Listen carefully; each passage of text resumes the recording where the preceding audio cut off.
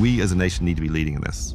We can't let another nation get a jump on us, because once this is going, it's going to exponentially increase. So it'll be very hard to catch up if we're not leading. One of the reasons they lose their quantum state is there's defects in the material. So understanding those materials at almost the atomic level is really important. We found there are new ways to make these qubits that increase their lifetime by a factor of 10. You may have to search through millions and billions of combinations. Quantum computers will do that very, very quickly, much faster than a classical computer. So that kind of problem is something that is well matched to the quantum computers. The DOE has just launched a big project called Genesis, which will connect all 17 labs together through an AI platform. If you can tie all these 17 labs together with all their different capabilities and have an AI looking at that and learning from that, picking the next experiment, we can really rapidly advance these fields. So the overall goal of the Genesis mission is to advance science twice as fast in 5 years' time. Scientific data is multidimensional, it's temporal, it's very expensive. What if it generated the next data set in your experiment? Well, John, thanks so much for joining us here on Microjourneys. Longtime friend, and I'm glad we're able to, revisit each other here in New York. Great pleasure to be here. Thank you for having me. Yeah, and your journey is such a cool one. I've been able to, share a small window of that journey with you, but born and raised over in England, correct? Yep, I grew up on the south coast of England, a little town called Fareham, 100,000 people, halfway between Southampton and Portsmouth, if you know it, so south of London. Grew up there till age 18. Did my undergraduate work in London, a place called Imperial College, and then came to the States, did my PhD at MIT, and been here ever since. Actually went to the lab, Brookhaven Lab, right after MIT, and like I said, been there ever since. Now, what was your passion for, science and technology, kind of what you're doing today? Honestly, I've never been able to remember a time when I wasn't interested in science. I mean, just from like very young age, very early. And I remember being a small kid thinking about stars and planets and being fascinated by that. And when I was about 6 or 7, my dad got a job for 6 months in Titusville in Florida. Titusville is right opposite Cape Canaveral, where all the Apollo launches were. And so we got there right at the tail end of that. The Apollo launches had finished, but I saw 2 launches for the Skylab mission. And that really kind of fixed it for me, that's what I wanted to do, is like be in science somehow. And I think a part of that was also seeing, frankly, what the US could do compared to Britain, right? The US was launching people into space. Britain wasn't doing that. And so I think that was part of why I ended up here also, was seeing that kind of capability in this country and that ambition and wanting to be part of that. That's exciting. It's and with your educational background at MIT, I mean, what a strong foundation to be doing what you're doing today. You reference Brookhaven. What is Brookhaven, and what is a national lab? Great question. So Brookhaven is a national lab. It's one of 17. These are labs run by the Department of Energy for the US government. So we get our funding, almost all comes from the Department of Energy. And they are built, the original ones were built, by the way, coming out of the Manhattan Project. The Manhattan Project was the first few national labs to build the atom bomb back in the World War II. Then coming out of that, it was realized that these were really important things to have for the country, to work on big projects that any individual university or industry couldn't build. So the national labs tend to work on very big projects that bring teams of people together to work on that, something that, like I said, is too big for an individual institution to work on. So build a big accelerator, for example, a big facility that can do something that no one else can do, and then run it for the nation's science. So that's, in essence, what the National Labs missions are. Brookhaven is out on Long Island. It is what we call multidisciplinary lab. So we do a wide range of science there, from particle physics to nuclear physics to biology, chemistry, microelectronics, the whole gamut. AI, computer science, all happens at Brookhaven. So with this ecosystem of capabilities, your grassroots started out, or at least the way that we met, was through the Synchrotron capabilities, correct? So it goes back to my graduate work at MIT. I came down to Brookhaven to do some of my thesis work at what's called the National Synchrotron Light Source, the old synchrotron at Brookhaven. At the time, it was the best in the world. And so MIT got involved in that because they need to be using the best tools. And so I came down and did my thesis work there, realized what kind of place Brookhaven was. Very different from university. Things are done much more, I would say, systematically, professionally, bigger teams. We had very qualified technicians and engineers working on the projects, whereas at MIT, it was a bunch of graduate students trying to make things work. So I saw that difference immediately. And then, like I said, the capabilities at Brookhaven were unparalleled anywhere else in the world. And so that really appealed me to come and work there coming out of graduate school. So I was lucky enough to get a job there straight out of graduate school, working at that old light source where you and I both met and did lots of very good experiments back in the day there. For those that aren't familiar with what a synchrotron is, what is a synchrotron, and why does that matter to the science community? And so synchrotron is an accelerator. It accelerates electrons up to the speed of light. in a circle. So they accelerate around the circle. As they go around that circle, we pass them through magnets, which wiggles the electrons back and forth. And if you do that just right, they emit X-rays in a very powerful beam. So it's something that designers realized many years ago. These particle accelerators were producing lots of X-rays. Originally, it was a problem because it means the particles were giving off energy, and they wanted to keep the energy so they can do it in collisions. But then people realized you could use those X-rays for other experiments. And NSLS, the machine we used, was the first machine built just to produce the X-rays. So it's really optimized to produce lots of X-rays. And you can do almost anything you like with them. That's the wonderful power about X-rays. You can look at batteries or microelectronics or plant cells or proteins or whatever it happens to be. And so if you have a really powerful source of X-rays, you can look at them with very high resolution, maybe really tiny samples, or deep into a sample, or with very high time resolutions, things like that you couldn't do with a lab source or anything like that. So synchrotrons are really powerful machines for very wide range of science. And they become kind of one of the drivers of economic development in various countries. So back in the day, 30, 40 years ago, NSLS was one of the very few synchrotrons in the world. Now there's maybe 30 or 40 of them around the world because of the versatility. And the way I kind of describe this, like to people that aren't familiar with this space, is that imaging comes in all shapes and sizes, right?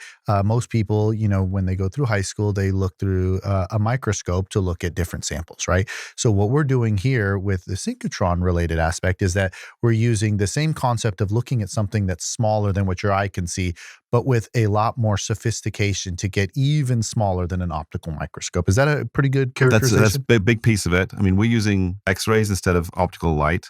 And so that also gives you more information than optical light would give you.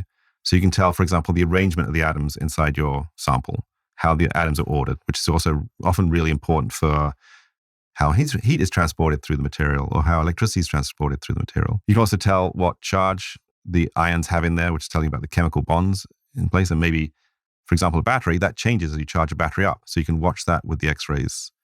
You can tell about the structure, the morphology, the chemical state, the electronic state. So if you're interested in a new electronic material and how electrons flow inside that material, you can measure that directly with X-rays. So it gives you a huge amount of information about your sample. And the beauty of a synchrotron is you can do that. You can design experiments to take each one of those pieces of data separately and then combine them together so you get a really complete picture of whatever it is you're interested in. Okay, so you aggregate it all together, and that gives you a wealth of information that you wouldn't get, like we were talking about earlier, with the optical microscope. With an optical microscope, you get what the surface looks like. But with X-rays, you can see into that surface. You can see how the atoms are arranged, what charge they have, how they're moving, how the electrons are moving. Really very complete understanding of that material, which of course is really important if you want to use that material for anything at all. The way that I am thinking about our discussion today is I'm going to kind of take a path around Brookhaven. You talked about all these different disciplines that you have at the National Lab. So sticking to the Synchrotron NSLS-I, there's now an upgraded version of this. Can you describe what that is? Sure. So NSLS-I, as I said, was one of the very first machines built to purely produce X-rays for people to use. That was seen by the world generally to be a really good thing. Others got built around the world, bigger, more powerful, and it became that the one we had at Brookhaven was no longer the best in the world. We were overtaken. And so we started thinking about what could we do to improve it, and we designed a new machine which was 10,000 times brighter than the old machine. Brightness means how many X-rays you have in a spot. So 10,000 times more X-rays in the new machine in the same size spot as the old machine. Oh, wow. And that changes the game in terms of what you can do. So if it is microscopy you're interested in, you can get that much smaller a spot. So the new machine has the smallest X-ray spot in the world. It's 10 nanometers across. So for those of you who don't know nanometers so well, if you put 30 gold atoms in a line, that would be 10 nanometers. So that's how small that spot of X-rays is. And so that allows you to do things, like I said, that you could never do with the old machine or indeed anywhere else in the world. We can talk a lot about microelectronics, I think, today. That's one of the applications is, transistors get smaller and smaller and smaller on these devices. They're down to sort of 2 nanometer node scales now. We can look at one of those with these very small X-ray beams. And so that's something that we can really contribute to the electronics ecosystem that no one else can. And that's one of many examples of NSLS-II that you can do that you couldn't do with the old machine because of this extra brightness. Yeah, and our interaction kind of bored the way into thinking about microelectronics in a synchrotron environment, right? Tuning the X-rays to the copper edge so that there would be a appropriate absorption at the metallization, so you can understand specific areas of interest of those chips without having to destructively tear down the component, right? So one of the great powers of X-rays, of course, is they are penetrating. So you don't need to delaminate the chip. You can study it in situ with its, packaging intact. And then you can electronically digitally rather take the slices of that chip inside the packaging with the X-ray images. So the experiments that you and I were doing, we're looking at the full field imaging. So you take one shot and you get the whole image in one go, much like a medical X-ray in many ways. But because you can tune the energy, you can pick out the features you're interested in, like you said, copper or whatever it happens to be, whatever the interconnects are made of, and with much higher resolution. So that full field technique at light source 2, NSLS-2, has maybe 30 nanometer resolution. So you can see the really very small features. If you want to go down to the 2 nanometer nodes, then you need to use a scanning technique. So again, there's lots of different techniques. You have to optimize them for what particular information is that you want to get out of your particular system. But we have that range of capabilities at the new light source, and we make them available to anyone who wants to come in and use them. And with the new light source, I'm assuming that it still covers the same spectrum of areas that you described with NSLS-I, right? Biology, batteries, microelectronics, correct? So we have 30 what we call beamlines at the new light source. So each beamline you can think of it as basically a tube that brings the X-rays away from the synchrotron to your experiment. And so these beamlines are arrayed around the circle, around the ring, and they each optimize for a different type of experiment. So we'll have some that do the imaging that we've been talking about. Some is the nanoprobe. Others look at spectroscopy. Others look at protein structures. These are all very optimized beamlines, really highly specialized, taking very exquisite measurements of those particular materials. And I would have to assume that when you say that they're very specialized beamlines, the energies associated with the X-rays are slightly different to achieve that kind of measurement, correct? Right. So that's another big piece of what we designed in NSLS-2 was the ability to provide a very wide range of energies. So we go all the way from the far infrared up to the very hard X-ray. So one of the unique features of NSLS-2 is that it has that wide range.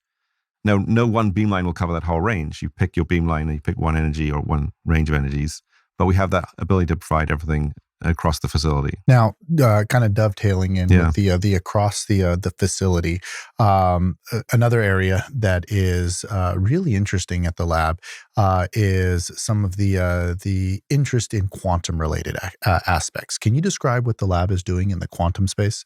Yeah, and that's a really exciting topic right now. Quantum is really coming to its own in terms of being able to start getting applied to real problems. We have a couple of different quantum areas that I might focus on. The first is the quantum computing itself. So we've been involved in this for about 5, 6, 7 years now with one of the DOE's large quantum computing centers. And we were focused on understanding the qubits that make up the quantum computer. So as you know, digital computers have binary digits 0 and 1. Quantum computers have these qubits that can be anywhere between 0 and 1. So there are various different forms of qubits, but they are things that can hold a quantum state. And what matters in how good a computer it is how long can they hold that quantum state before they lose it.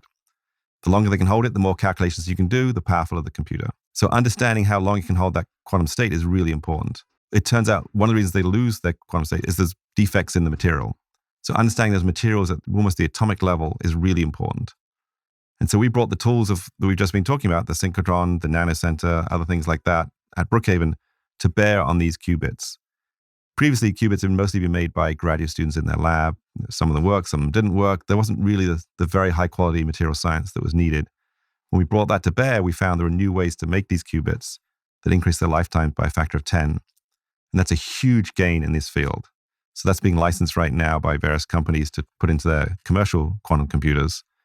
But that's the kind of thing that Brookhaven can do. The basic science to address your problems, fix those problems, and then allow you to turn that into something that, can make money.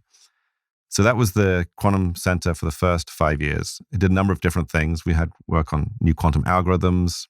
I mentioned the qubit lifetime. We also worked on something called error correction. So because these qubits aren't perfect, you have to watch what they're doing and correct the errors as the calculation goes along. Most of the ways of doing that error correction actually made things worse, not better. We were the first people to make the error correction improve things. So we're called break even. So there's several big advances in our quantum center in the first 5 years. We've just got renewal for the next 5 years. And so now we're looking ahead to what we can do next.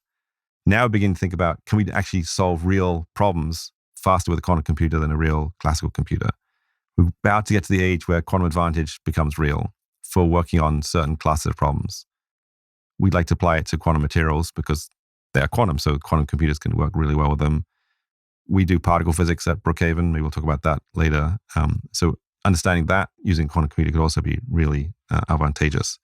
So getting to a place where we can actually solve real problems is the goal for the next quantum center. Yeah, one of the areas that for those that don't track a lot of the benefits of quantum computing, right? I mean, it's a word that is described out there, but think of, for example, and I'm just using this because it's the first one that popped in my mind, the medical field, right? Having an ability to model different types of diseases and find, different types of solutions for those, cures for those types of things, everything from Alzheimer's to cancer there's a spectrum of these things. And the theory is that quantum computers with the ability to have these qubits and then be able to process so quickly will buy down the time from a patient's, diagnosis to the potential of either something that's life-threatening to a solution or a remedy that could ultimately happen. That's kind of the grand vision. Am I tracking this correct? So quantum computers are going to be really good at calculating things where you have lots of different possible paths to the solution. You want to search all those paths quickly and find the actual one that gets you there. So if you're designing a new drug for a disease, which is I think the example you're talking to, there may be many different possible combinations of drug and proteins that work, and you have to figure out all different combinations. So there's a huge searching problem. You may have to search through millions and billions of combinations. Quantum computers will do that very, very quickly, much faster than a classical computer. So that kind of problem is something that is well matched to the quantum computers, and they will be huge gains in time of calculation and perhaps energy use. That's another potential advantage of quantum computers. Before we go through all of the different technologies, it may be important to understand kind of where the bookends are for the National Lab, right? Because like you said, the hope is that someone's going to take this research and make money out of it and then turn it into a business. Where does the research start and kind of stop? I'm assuming it's from a fundamental basic research perspective. Yep. But then where does it go? And then where does it end at the lab? Yeah, so we're not in the business of making money. We do tech transfer to get those ideas out into the marketplace. So you're right. The basic research is our main primary driver. We'll do basic research on the qubits, for example. That's a great example. Understand the material science, figure out what's the right combination of materials that makes the best qubit, what's the processing approach that gives the best qubit, and then we'll patent that and we license it to whoever would like to come in and use that technology to put it into their quantum computer and make money that way. But we're not in it for making money. We're in it for enabling technology, enabling the nation's economy. That's kind of the bottom line driver. So that's one mechanism that we help industry. The other is we make these capabilities available to industry to come in and solve their problems now. So we've already talked a lot about the Synchrotron. That's a classic example. That can do things for industries like the microelectronics industry that they couldn't do anywhere else. There's no IBM, Intel don't have labs that can do anything like what we can do at the Synchrotron. So they can come and use the Synchrotron for free and solve their problems that way, working with our scientists. That's a really important piece of the ecosystem that the US government is essentially helping the economy with. There's a connection that we need to make there because the techniques have advanced so much since you and I were doing it back in the day that you have to be very specialized to know how to use the technique. And that's a really complicated problem in of itself. So those scientists are very specialized. They don't necessarily know what problems industry has. Industry doesn't know what we're capable of. And so connecting those two dots together is something that we're constantly working at, how to do that better, how to create that liaison and bring industry in to use our facilities. Because we are there to serve the nation. That's why we're building these things. For those that may not have seen the lab, a question may be posed, well, some of these companies have a lot of money. Why couldn't they build it themselves? Why don't you describe a little bit? NSLS-II is a great example. Yeah, so it's about 2 kilometers in circumference. It's big enough to put Yankee Stadium in the middle of the ring to give you a sense of scale. It cost $1 billion to build the ring itself and the building it sits in. Each one of these beamlines I've been talking about is $25 million a shot or so. So it's a huge capital investment that the US government has made. But it isn't just the money. It's the experience the National Lab has built up over the years. Those technicians and engineers and accelerator physicists that I mentioned know how to build these machines because they built others in generations before, and that knowledge has been handed down. Industry doesn't have that expertise and has no real way to collect it and build that machine, run it for their own purposes. It's really a national lab function. Yeah, and there's a lot of prep work that goes into doing a single experiment, right? You don't go in there and just hit go and then expect some output. There's a lot of tuning of the beamline. There's a lot of sample preparation. There is a lot of the expertise you're describing that is found at the national lab, like you said, that doesn't naturally transfer over to companies. You may have experience doing tests there, but it's a partnership that is required. Right. So the people, the beamline scientists who run these are PhDs. They've been in the careers 20 years. They spent their entire life dedicating to running this beamline and being able to optimize it for that particular experiment and know the way to run that beamline for your experiment. You may want to run it this way. Another person needs to run it a different way. And so having that knowledge is really important to allow you to get your science done or your technology done. Now, speaking of technologies, we touched on quantum for a little bit. Another interesting area is the area of AI, artificial intelligence. What role is the lab playing in that space? That's a huge question. AI is incredibly important right now, and particularly for science. I think it's going to revolutionize the way we do science. So Brookhaven is really engaged in this heavily because I think it's where we're going in terms of the future. I can mention a couple examples sort of locally first, and then we'll take the bigger picture. But we just mentioned the beamlines at LightSource 2 and how complicated they are to run. You can imagine the future training an AI to learn how to run that beamline and optimize it for you, freeing up that scientist to do more high-level stuff than optimizing the beamline. So we're already using AI in that way to make the beamlines more efficient and get the results out faster. The next step is to kind of connect the AI to the front of the experiment too, thinking about what the experiment is trying to measure, design the experiment, optimize it, have it run the experiment, take the data, analyze the data, and really take a lot of the grunt work away from the scientists, allow them to think about what is the big picture here? What am I really trying to solve? So that's the way AI can start to think about optimizing what we're already doing. But I think the way to get excited about AI is think about what it might do going forward. And I mentioned we're one of 17 national labs. The DOE has just launched a big project called Genesis, which will connect all 17 labs together through an AI platform. And so what the 17 labs bring is not just synchrotrons, but other experimental capabilities across the complex that give you completely different kind of information. Neutron sources, the colliders, they all learn something about the physical world. So DU has these wide range of capabilities that no one else has. Nowhere else in the world does such a suite of capabilities. If you imagine an AI platform that's now connecting these facilities together, learning from the data sets they're each generating and really understanding the world, you can see how that would supercharge the kind of research activity we have in this country using this AI platform. Let me make sure I'm understanding what you're saying here. The intent here is that you have these 17 national labs and that there's an initiative to aggregate the information of research that's being done both on the front end and the back end to further this research faster than would have been done at an independent lab. Am I tracking that? So the idea here is that there will be a few grand challenges, we call them lighthouse challenges, that the nation wants to solve. Fusion, that kind of scale problem that's going to need a wide range of different pieces to solve. Material science, plasma physics, electronics under radiations, those kind of things, all really difficult, complicated problems. If you can tie all these 17 labs together with all their different capabilities and have AI looking at that and learning from that, picking the next experiment, we can really rapidly advance these fields in ways that otherwise would take many, many years. So the overall goal of the Genesis mission is to advance science twice as fast in 5 years' time. So for the same research dollars, we're having twice the impact in 5 years. And that's kind of where we're trying to push AI. And I can see that being the goal, but just seeing how AI has influenced just people as a whole, I could see it being more of an exponential piece as it starts integrating in and we start seeing how the plugins happen. Let's just, for example, over at Argonne and Brookhaven and the partnership with this AI platform, the Genesis platform.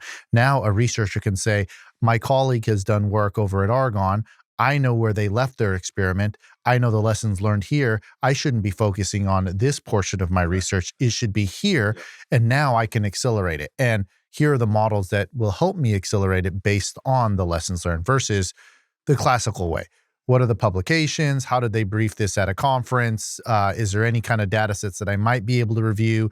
And you're hoping to have the breadcrumbs that connect, correct? Yes. Well, you can imagine AI agents doing that piece for you too, looking at the literature as it comes out, paying attention to what the conference abstracts are saying and suggesting to you, hey, go look at this researcher. They've just done this over here. So you don't have to go to every conference to stay abreast with the field.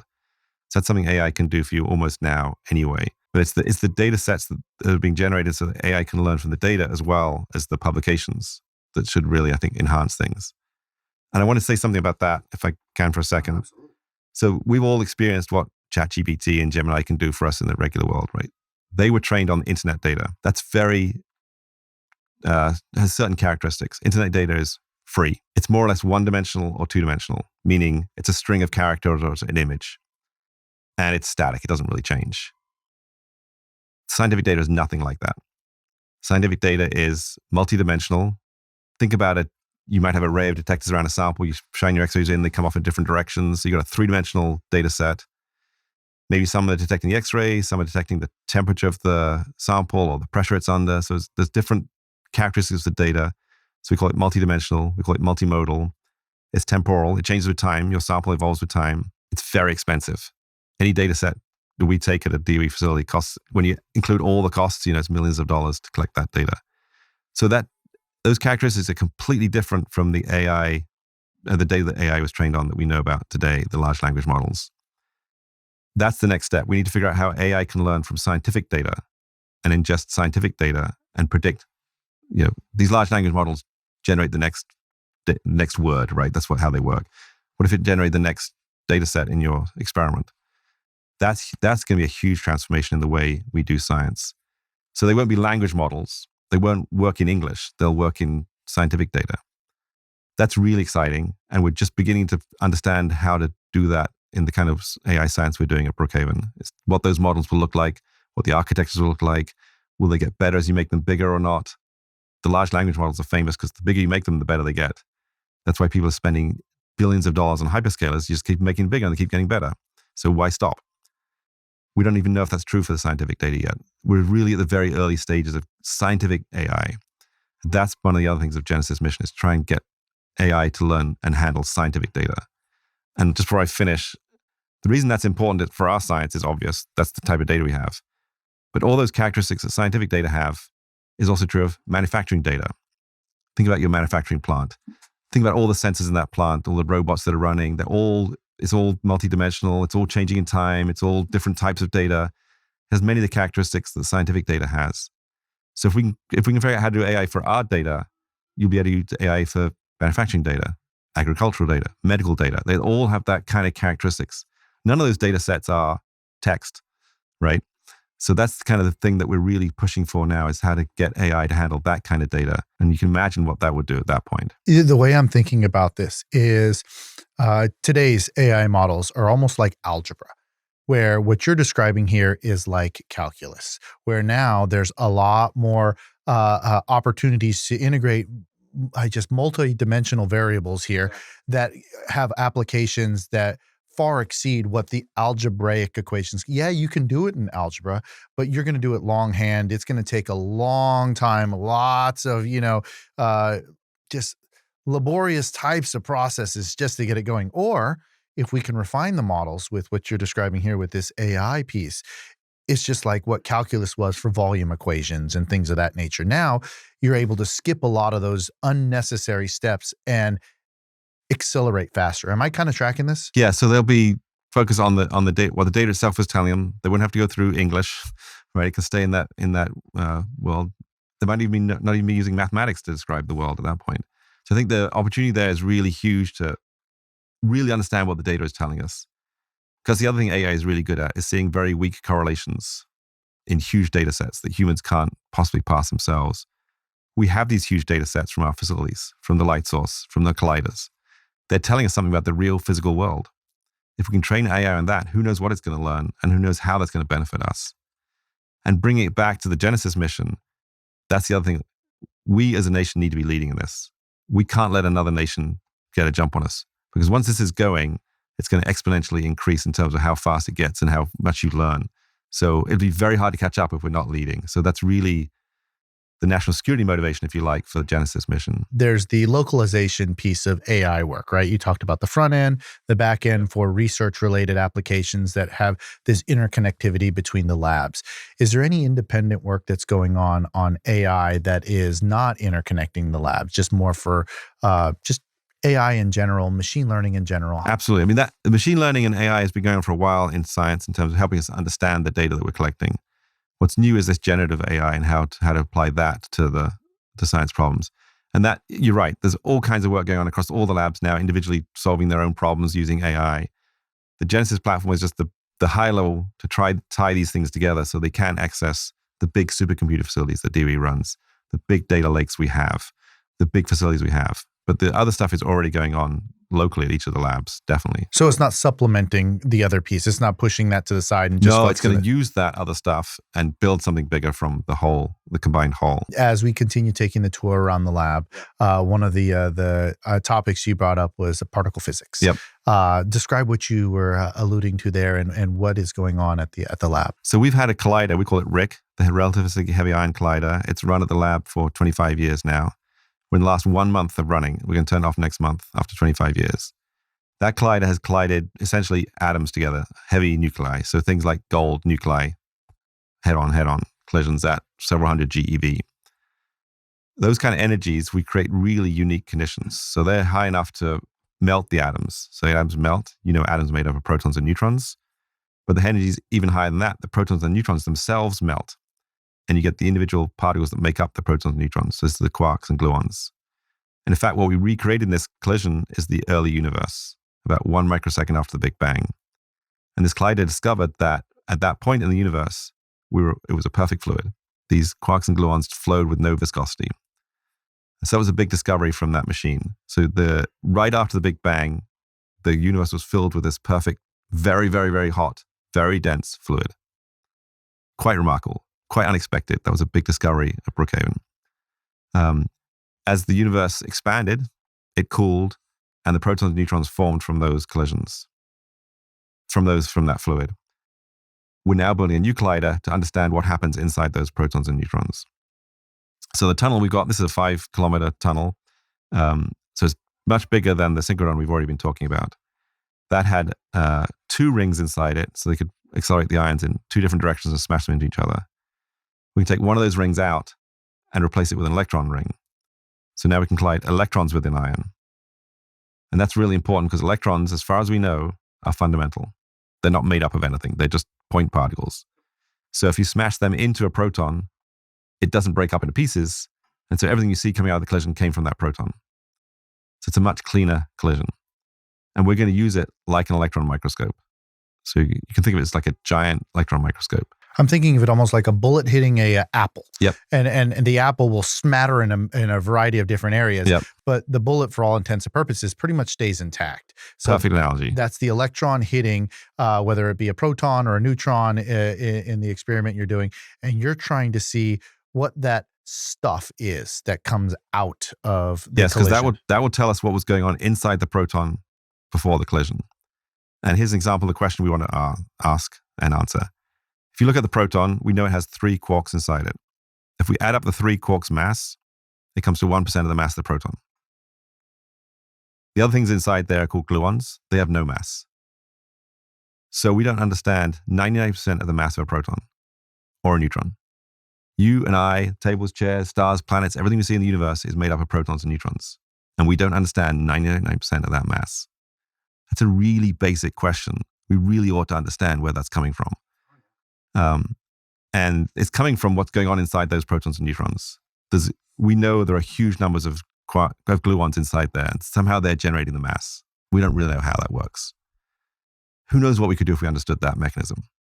What kind of technology you could build out of that? It's just a big open field.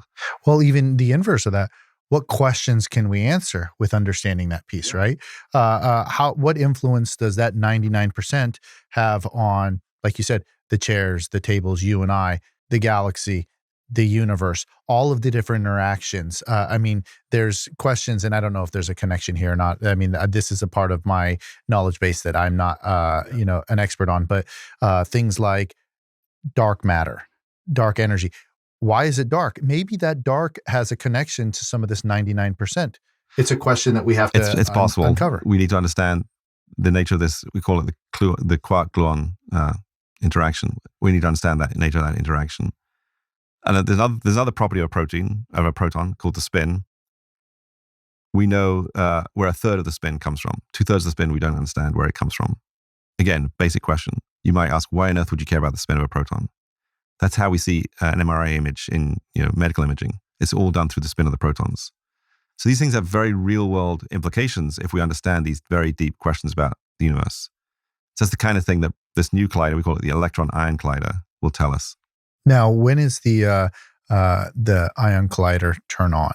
We're still constructing the schedule now, but probably mid-2030s, something like that. So, I mean, 2030 is going to happen. Not so far like away. That. Yeah. In retrospect to other colliders that are around the world, what's the major difference here between, the one that gets the most press is the Large Hadron Collider, right? Right. So what we have is the ability to collide ions with electrons. So it's a very clean collision. Okay. So that's what will give us what's going on inside the proton and neutrons because of that. We also have the ability to polarize the beams, which means we control the spin of the electron and the spin of the ion. And that will get us to the question of the spin inside the proton. So we have that ability, and we can change whatever we're colliding. We can use gold, we can use uranium, whatever oxygen, whatever atom we would decide would answer our question. So it's a very versatile, powerful collider, unlike CERN, which is a bit more fixated on one problem. So there's not a limit to the periodic table of what you can collide here. That's what I believe you just said, right? If you have the atoms in the first place, you can extend them down the beam. Yeah. Okay. So long as the half-life doesn't, cause them to... Exactly. They have to last long enough. Okay. And now this is really interesting. So when you're colliding these items, right? I'm thinking of, as a child, I would take two pencils and try and put both points together, and it never happens. Especially if you go fast. How often do these collisions happen? Is it every single time, boom, it happens? No, you're right. These beams are a few microns across, and you're steering them around. They both have to hit each other. And even if they hit each other head on, there's only some number of particles in there and some number of particles in here. So the number of collisions per overlap, the particles are in bunches as they go around the ring. Number of collisions per overlap is a few per time they pass through each other. But they'll pass through each other a million times a second. And then we collect data for a year. And that's enough to see enough collisions to answer the questions we're trying to answer. So it's almost like a Goldilocks kind of thing. It can't be, too hot, too cold in the Goldilocks example, but it has to be, the perfect environment for the two of them to collide. And that's where you extract the data for what you're looking for. Now, these collisions there will be a lot of collisions per second. And so the detectors will be saturated with data. And that's another place where AI comes in. In the past, we designed things in the detector so that it would only collect collisions that looked interesting. And so we called them a trigger. We designed a trigger that say, okay, this looked interesting because we're interested in this question. Let's save this data, and the rest of the data was thrown away. With AI, we can process the data fast enough. We can suck it off the detector into our computers. We collect all the data. And so now if we think of a question later, we can go back and look at it in the data because we've got all the data. Whereas before, we had to design the experiment to answer a particular question. So this is going to be the power of building AI into our new collider right from the start. So no data is lost. No data is lost, exactly. And it gives you a refinement of some of those kind of half collisions. Why does that matter? Was there anything relevant there that you were able to extract? Classic. Yeah, sometimes near misses tell you things. We've seen that in our old colliders. If the two particles just miss each other, they experience really intense force fields between the two particles. So much so that the energy of those force fields generated themselves new particles. So we literally saw E = mc squared happening in front of our eyes. The energy of that interaction was enough to make new particles that came out of the near miss. They didn't even hit each other. Interesting. Yeah. This is one I definitely want to track. It's extremely exciting. So as we continue our tour of Brookhaven, one of the extremely exciting areas that I've also had the fortunate opportunity of visiting is your NSRL site. Why don't you describe what NSRL is, and once again, why does it matter? Right. So this is a facility. It's called the NASA Space Radiation Lab. NASA built it with us at Brookhaven originally to look at radiation effects on biological samples. They're interested in protecting astronauts when they're up in space, obviously. You know, up in space, the space radiation fields are much higher than they're down on Earth. And so if you're up in the space station or you're going to Mars or the moon, you experience these radiation doses. They want to understand what effect that has on biological samples. So they built this, but it was quickly realized this facility, so by the way, it uses one of our accelerators that connects to the big collider I've just been talking about to produce these beams of particles, and they can mimic what's going on in space, mimic the solar radiation, mimic the space radiation fields from these accelerators. And so you can also put microelectronics in that same beam and understand the effect of these beams on how your microelectronics function. So particularly for what they call single effect effects, where a cosmic ray might go through your chip in your satellite and cause it to malfunction, we can simulate that down on Earth and find out if they're protected, how long they could last in that radiation field, things like that. So we produce a very flat, big beam, so you can put your chip in it and measure it for 2 days and simulate how it might be for 2 years up in a real satellite. So that's become incredibly valuable to the Department of Defense, to SpaceX, Origin, Blue Origin. These companies that are putting so much hardware up in space now need to test them. And we have one of the few facilities in the world that we can do that at Brookhaven. And one of the cool items about this facility is there are other locations around the nation that have single event effect types of testing. What sets NSRL apart is that it is a high energy heavy ion facility. So for the layman, why would that matter, right? I mean, who really cares? Well, as microelectronics start shrinking in their, overall footprint and going upwards in kind of the z-axis, you need energies that can penetrate all of that material. And without the appropriate energies to go and do that, it's not going to hit the transistors on what you're trying to recreate this space environment for. So NSRL having that kind of capability really sets apart a fundamental set of questions on what happens if electronics are exposed to high energy, heavy ion, single event effect kind of radiation requirements that would be in different types of missions. You got exactly right. And of course, this is exactly the spectrum they will see when they're up in space.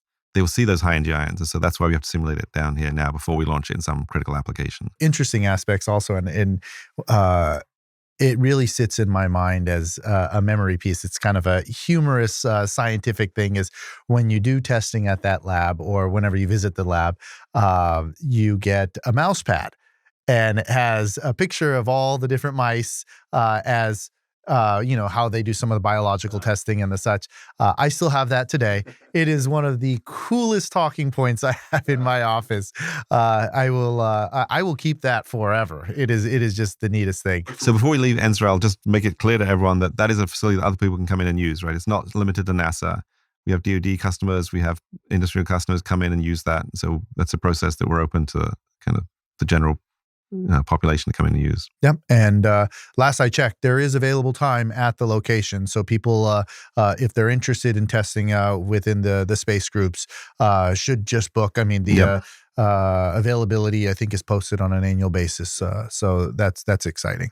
We've hinted at the idea of microelectronics throughout all of the conversation here. And microelectronics is a foundational technology, as you understand. You can't have hypersonics without microelectronics, but you can have microelectronics without hypersonics. So knowing that and all of this different push that is going on from radiation testing to AI, I mean, it's foundational, right? What is the lab doing in the microelectronic space? Yeah, we have a wide range of efforts. We've touched on some of them already, the sort of the imaging techniques that we mentioned. So I'll just kind of go back to those for a second. We can image chips with very high resolution non-destructively. That's really important if you want to understand if the chip you bought has what you thought in it. So you buy, you specify with your file what you think you're buying, and then you arrive and you make sure from some foreign vendor it has what you thought it has in it. So we can do that non-destructively. That's something that's incredibly important.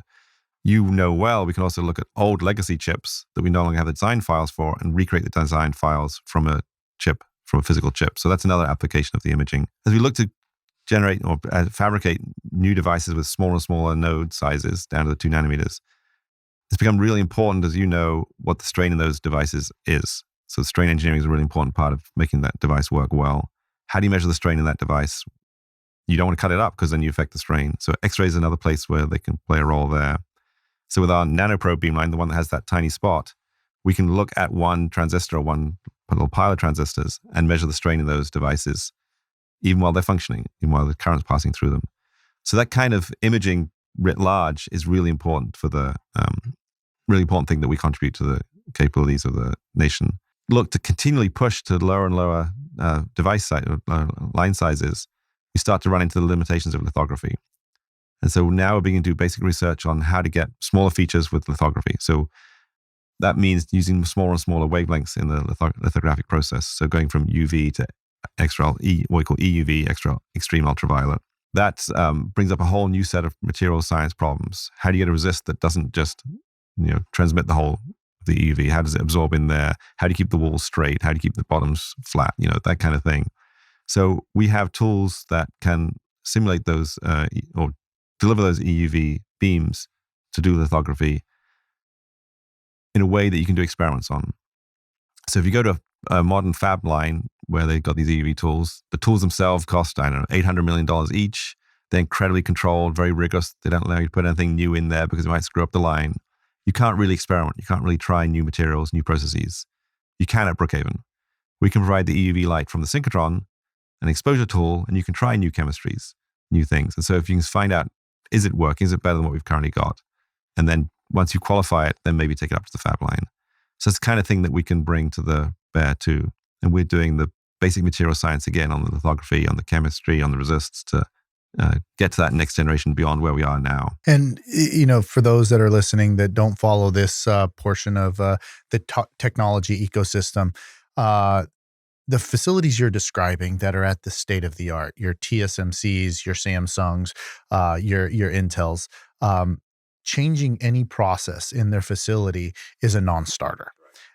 It is, you're basically decreasing your revenue if there's any tweak on a process that's already qualified. So having a national lab that allows you to go and do some of these modifications in a, controlled environment that doesn't impact your commercial product line is so important to the future of microelectronics.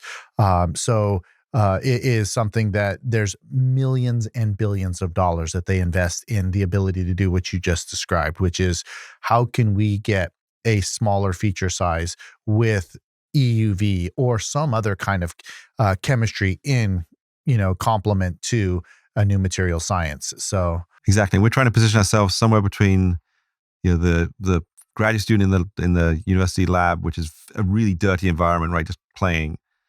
And something that's a bit more rigorous, maybe 200 millimeter fab or 300 millimeter fab, but in a place where you're allowed to play, get it to a point where you can qualify it and then get it to the fab plant. So we're sort of sitting in that sort of intermediate spot between the very dirty and the ultra clean, ultra regulated environment. It almost sounds like from lab to prototype is kind of the space that this, set of experiments are taking place. Exactly. And there's another piece of this whole puzzle, which is if you can fabricate it, can you measure it? What's the metrology tools you need to look at this new thing?